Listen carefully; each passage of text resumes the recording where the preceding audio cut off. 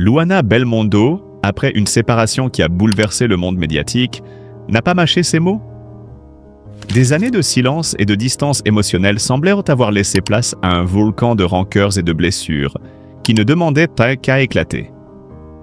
L'ombre de son ex-mari Paul Belmondo plane toujours sur sa vie, mais elle a décidé de ne plus rester dans l'ombre de cette relation tumultueuse. Ce soir-là, dans une interview au ton acerbe et déterminé, Luana n'a pas hésité à ouvrir son cœur et ses blessures, dénonçant une vérité qu'elle avait longtemps cachée. Encore faut-il rencontrer la bonne personne, a-t-elle lancé, son regard perçant à travers la caméra, comme si chaque mot était un couteau qu'elle enfonçait dans une blessure ancienne. Depuis leur divorce, Luana avait préféré garder son calme, épargnant l'image de l'homme qu'elle avait aimé, respectant l'intimité de ce qui avait été un amour éphémère mais intense. Mais cette fois, plus de retenue. Les années de frustration, de douleurs non exprimées, de déception, ont fini par exploser. Elle ne pouvait plus nier qu'il y avait eu des erreurs, des malentendus, des non-dits entre eux. Pourtant, la rancœur semblait s'être instillée dans son cœur comme un poison lent, et il lui fallait maintenant, à travers ses mots, délivrer cette vérité qui brûlait sa langue. Le divorce n'a pas été facile tant pour elle que pour Paul. Les regards de la société, les murmures dans les coulisses, la stigmatisation des échecs conjugaux, tout cela a pesé lourd. Luana n'avait jamais cherché à salir Paul Belmondo, mais son cœur en souffrait encore. Elle s'était vue contrainte de faire face à des années de solitude après la séparation. Un homme charismatique, séduisant, avec un nom qui évoque la gloire, mais qui, dans l'intimité, n'avait pas su répondre à ses attentes. Encore faut-il rencontrer la bonne personne? Ces mots, simples en apparence, résonnaient comme un cri désespéré, une révélation amère. Luana n'avait pas simplement parlé de Paul, mais de la quête de l'amour véritable. De l'amour qui ne doit pas être une illusion. Celui qu'on attend peut-être toute une vie, mais qui n'arrive jamais, ou qui se présente sous une forme bien différente de ce qu'on imaginait. Et alors que l'ombre de Paul Belmondo, son ex-mari et l'homme qu'elle avait aimé, planait encore au-dessus de sa vie, elle en venait à se demander: peut-on vraiment trouver l'amour avec quelqu'un qui n'était pas la bonne personne pour soi? Mais la réalité était plus cruelle. À travers ces mots tranchants, Luana dévoilait sa douleur mais aussi son renouveau. Elle ne se cachait plus derrière des faux semblants. La relation avec Paul, malgré son côté lumineux, avait laissé des cicatrices qu'elle ne pouvait ignorer. Il y avait eu des périodes où elle avait cru que tout allait bien. Puis, les signes avaient été là, une distance grandissante, des désaccords inévitables, des mensonges non dits. Et au fond d'elle, la sensation que l'amour qu'elle avait donné n'avait pas été reçu avec la même intensité. Elle n'avait pas voulu accuser Paul ouvertement, mais il était clair que sa position n'était plus la même qu'auparavant. Et alors, la phrase qu'elle lança avec une telle détermination prit tout son sens. Encore faut-il rencontrer la bonne personne? C'était plus qu'une déclaration de son passé avec Paul. C'était un cri de guerre envers les attentes qu'elle nourrissait, envers l'idée même de l'amour. Luana ne cherchait pas seulement à décrire une relation en particulier, mais à dénoncer cette utopie de l'amour parfait qui, parfois, n'existe tout simplement pas. Le ton de l'interview, tout à coup devenu plus sec et incisif, trahissait une femme qui se révoltait contre cette image publique qu'on lui avait attribuée. Elle ne voulait plus de cette image d'épouse docile et silencieuse. Elle avait fait l'effort de rester dans l'ombre de son ex-mari, mais à présent, elle voulait tout révéler. L'amour, ce n'est pas seulement des rêves, ajouta-t-elle avec une certaine amertume. Ce sont aussi des épreuves, des sacrifices et parfois des mensonges qu'il faut accepter. La réaction de Paul Belmondo face à ces accusations n'a pas tardé. En tant qu'homme public, il ne pouvait ignorer une telle attaque. Mais il était resté en retrait, choisissant de ne pas répondre publiquement. Peut-être savait-il au fond de lui que certaines vérités ne se dissimulent plus, et qu'à travers les mots de Luana se cachait une réalité trop douloureuse à affronter. Mais malgré l'ombre de ce passé, Luana avait aussi un message d'espoir. Derrière les déceptions, les erreurs et les amertumes de l'amour, Elle dévoilait une femme prête à se relever, prête à recommencer. Les bonnes personnes ne sont pas toujours celles qu'on imagine. Et parfois, la vie nous offre des chemins tortueux pour arriver à une vérité plus grande. Dans ces paroles, il y avait aussi la promesse que le meilleur restait à venir, même si cela signifiait quitter derrière soi tout ce qui était déjà révolu. Au final, la confrontation entre Luana et Paul Belmondo, aussi vive qu'elle fut, marquait surtout un tournant dans la vie de Luana. C'était l'occasion pour elle de briser les chaînes du passé, de se reconstruire et de dire haut et fort qu'il fallait parfois des décennies pour rencontrer la bonne personne. Et qu'une fois qu'on l'a trouvée, on n'accepte plus de vivre dans l'illusion du parfait. La véritable paix vient avec la réconciliation avec soi-même et la capacité de se relever après chaque déception. Luana, à travers ses paroles pleines de courage, semblait plus prête que jamais à ouvrir un nouveau chapitre de sa vie. Il y a des silences qui en disent un plus que 1000 mots. Des regards qui racontent une vie. Et puis, il y a ces voix, tremblantes parfois, assurées souvent, qui osent enfin se libérer du poids d'années d'attente, de douleur, de compromis. La voix de Luana Belmondo est aujourd'hui de celle que là.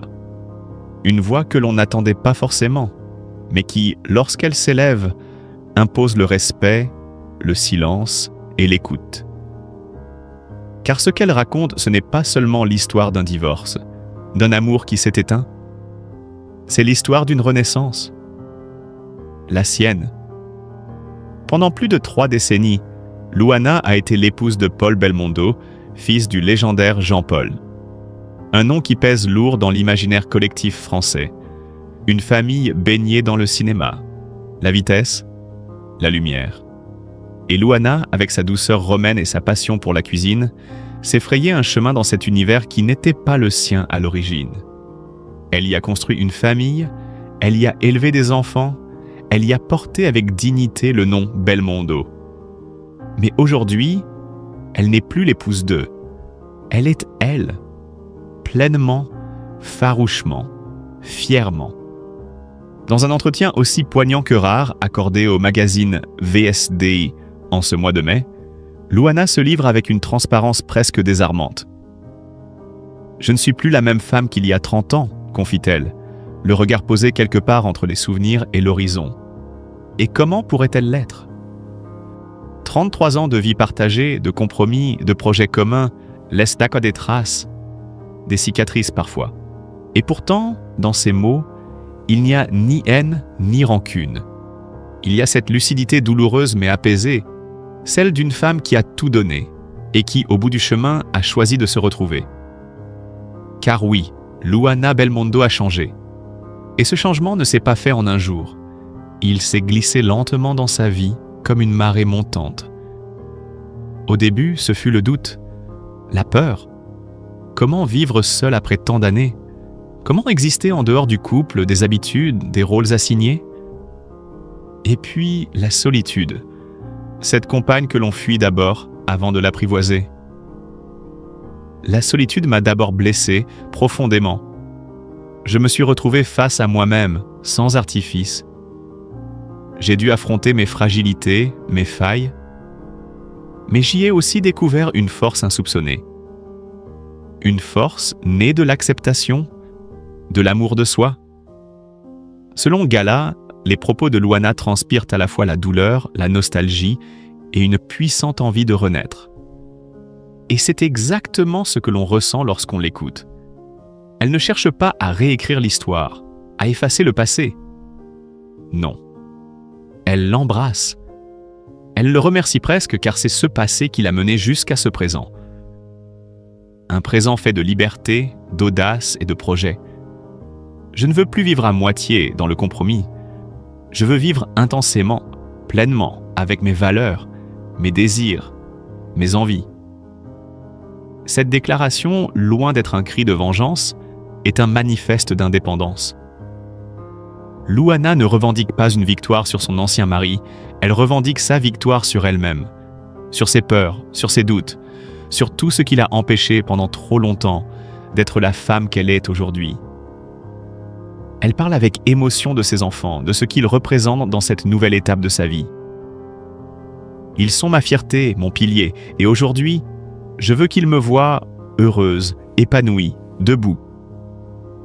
C'est un message fort, inspirant, que de nombreuses femmes peuvent reconnaître en elle. Car Luana Belmondo ne parle pas seulement pour elle. Elle parle pour toutes celles qui, après des années de silence, de vie en retrait, osent enfin prendre la parole. Elle incarne cette génération de femmes qui refusent tarcieux de disparaître après la cinquantaine. Des femmes qui affirment haut et fort qu'il n'est jamais trop tard pour choisir une nouvelle route, pour dire non à ce qui ne leur convient plus, pour dire oui à l'inconnu. Et quel inconnu! Dans sa cuisine, désormais, Luana ne prépare pas seulement des recettes savoureuses. Elle invente, elle explore, elle partage. Sa passion pour la gastronomie devient un langage, une manière de reconnecter avec ses racines italiennes, avec son enfance, avec ce qui la fait vibrer. Elle anime des émissions, elle écrit, elle voyage, et surtout, elle vit avec l'enthousiasme d'une adolescente et la sagesse d'une femme qui a traversé la tempête. Mais derrière cette apparente sérénité, on devine aussi la complexité d'un cheminement intérieur. Il y a eu des nuits blanches, des larmes, des appels manqués, des absences lourdes. Il y a eu l'ombre de ce nom, Belmondo, qui l'a à la fois porté et parfois enfermé. Je suis reconnaissante pour ce que cette famille m'a apporté, mais j'ai aussi le droit d'exister en dehors d'elle, affirme-t-elle sans trembler. Et aujourd'hui, elle est là, libre, sereine et résolument tournée vers demain. Elle rêve de projets solidaires, de transmettre sa passion aux jeunes générations, de parcourir le monde, un carnet de recettes à la main et un cœur grand ouvert. Elle n'attend plus rien de personne. Elle se suffit à elle-même. Dans un monde où tout va trop vite, où les relations se consument en quelques clics, Luana Belmondo nous offre une leçon précieuse, celle de la lenteur, de la résilience, de la reconstruction. Elle nous rappelle qu'il n'y a pas de honte à tomber, ni à pleurer, mais qu'il y a une immense dignité à se relever, et surtout à recommencer, encore, toujours. Son histoire n'est pas celle d'un échec sentimental, c'est celle d'une femme qui, à 50 ans passés, choisit de s'aimer enfin, de s'aimer mieux. Et dans cet amour-là, il n'y a plus de place pour les compromis étouffants, les silences imposés ou les rôles figés. Il n'y a que la vérité, sa vérité. Et cette vérité, elle l'acclame aujourd'hui, avec courage, avec fierté et avec un sourire lumineux qui, à lui seul, raconte déjà la suite de son voyage. Pendant longtemps, Luana Belmondo a été l'image d'un bonheur discret, mais rayonnant.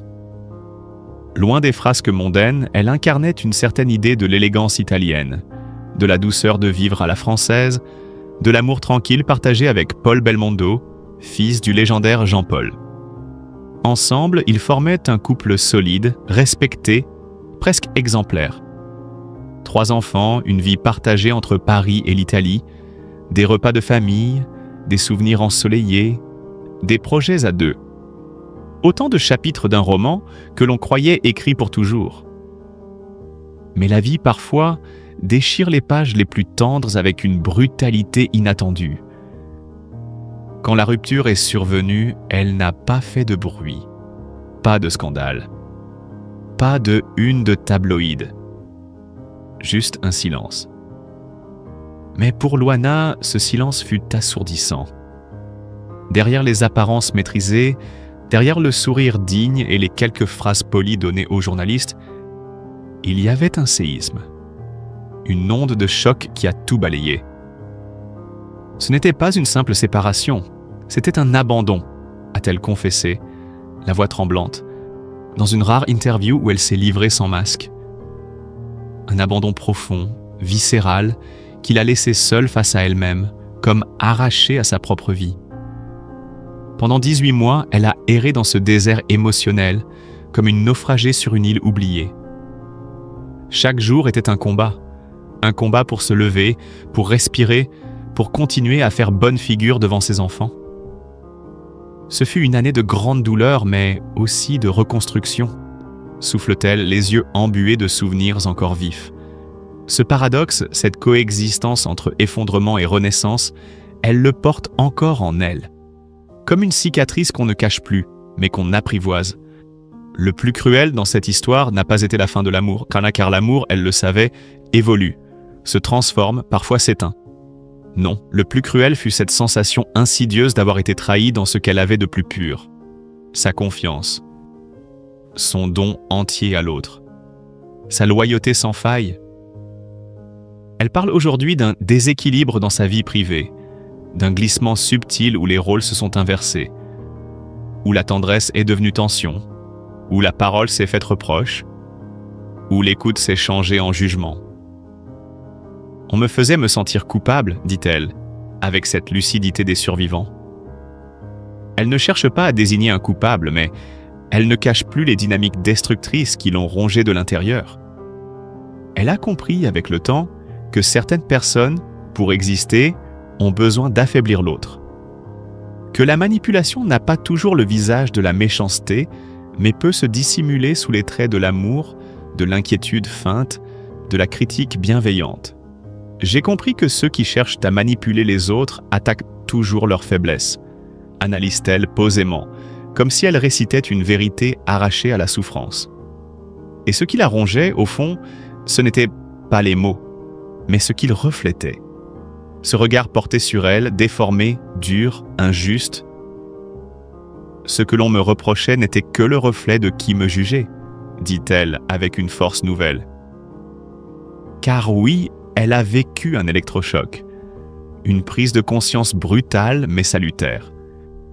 Il ne s'agissait plus simplement d'un mariage qui s'achevait, mais d'un miroir qui se brisait.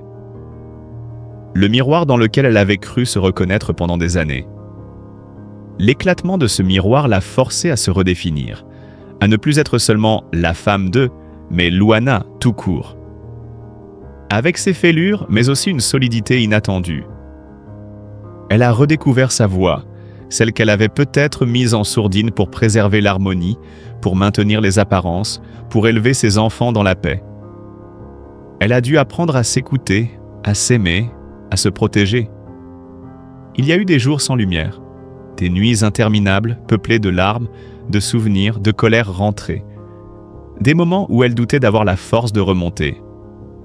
Mais petit à petit, elle a reconstruit. Pierre après pierre. Sourire après sourire. Une sortie au marché, un café partagé avec une amie, une discussion sincère avec ses fils. Ce sont ces petites choses, ces gestes simples qui l'ont ramenée à la vie. Aujourd'hui, Luana ne cherche plus à raconter son passé avec rancœur. Elle n'efface rien, ne renie rien, mais elle choisit de regarder devant.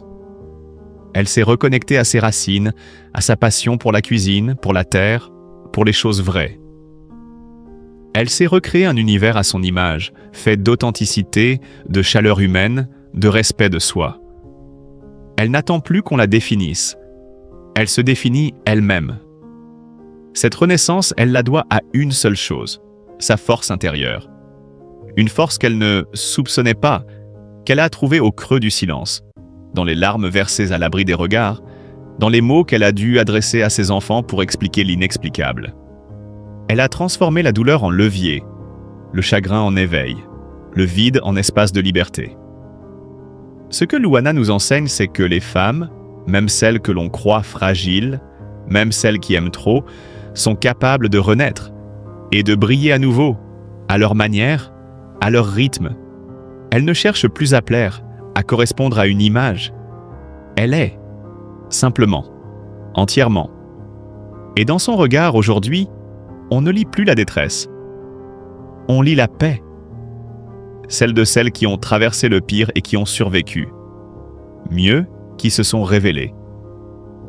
Luana Belmondo n'est pas seulement la femme d'un nom célèbre. Elle est l'héroïne silencieuse d'un combat intime, d'un cri étouffé devenu chant de liberté. Luana Belmondo, le frisson d'un nouveau départ entre amour et renaissance. Pendant longtemps, elle s'est tue. Pendant longtemps, elle a préféré le silence aux confidences, la discrétion à la lumière crue des projecteurs.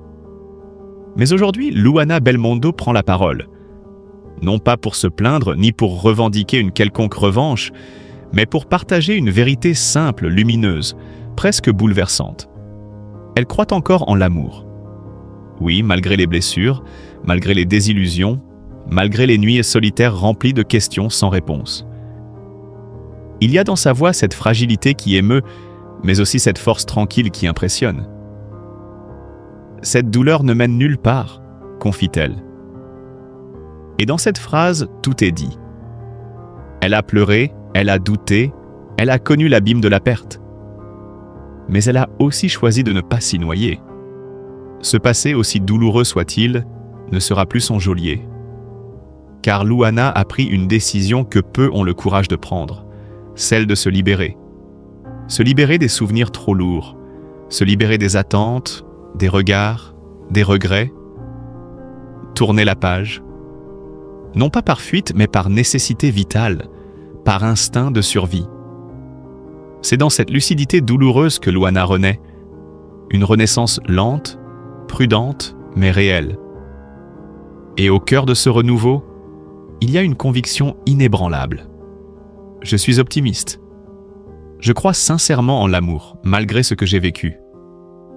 Ces mots résonnent comme un manifeste, une déclaration intime mais universelle.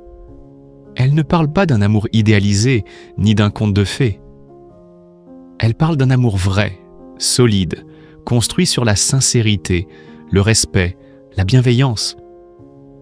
Un amour qui ne détruit pas, mais qui élève.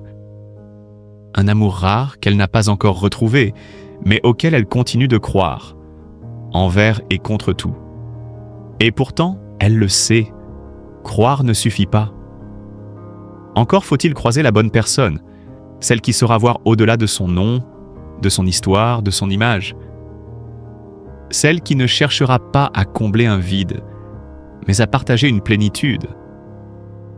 Cette rencontre, Luana ne l'attend pas comme une délivrance. Elle la souhaite comme un cadeau, mais elle ne la force pas. Elle avance à son rythme avec douceur et patience, libre, enfin, de tout ce qui hier encore la retenait. Car cette liberté nouvelle, elle ne se manifeste pas seulement dans les mots. Elle prend corps dans des projets concrets, audacieux, parfois même déroutants. L'un d'eux, particulièrement, semble incarner cette mue intérieure. Un rêve enfoui depuis l'adolescence qu'elle n'avait jamais osé formuler à voix haute. Celui de partir, seule, sac à dos, pour un long périple en Asie. Comme une adolescente en quête d'aventure, glisse-t-elle, les yeux brillants. Il y a dans cette image une douceur folle, une fraîcheur presque naïve.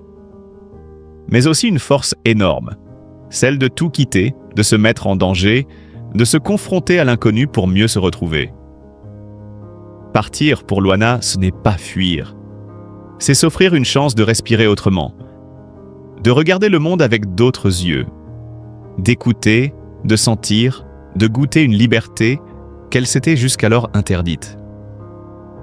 Ce n'est pas seulement une destination, c'est un voyage intérieur, une exploration d'elle-même, un retour à l'essentiel. Elle parle de ce départ avec une tendresse émue, presque sacrée. « Je prévois de m'envoler d'ici la fin de l'année », murmure-t-elle.